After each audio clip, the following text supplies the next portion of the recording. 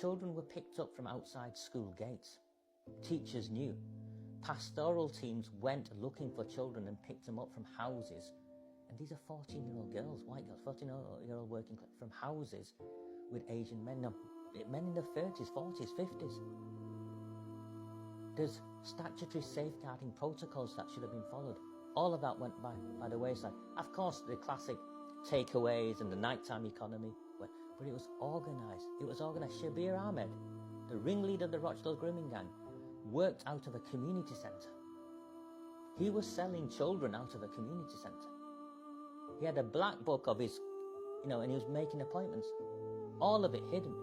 He was establishment. He also was a senior figure on the board of trustees of the Citizens Advice Bureau.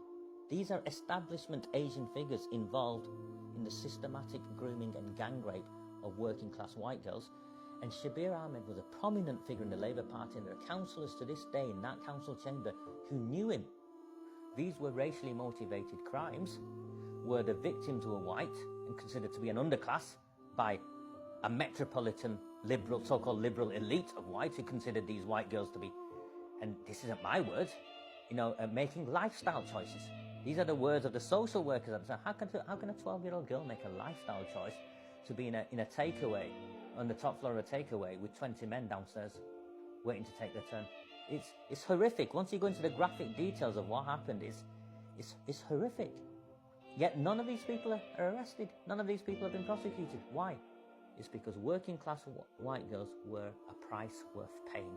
They didn't matter enough. In a town like mine, they didn't matter enough. What did matter enough? Votes, power. 100% votes and power. The girls were white, and these were racially motivated crimes.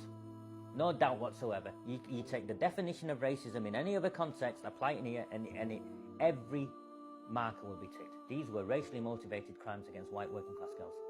Which demographic is responsible for grooming and rape in these northern town scandals? Predominantly Pakistani, occasionally Bangladeshi, almost exclusively Muslim.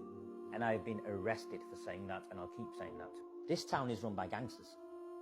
And the Labour Party are in bed with gangsters. And the reason why they're in bed with them is because they're reliant on the block vote.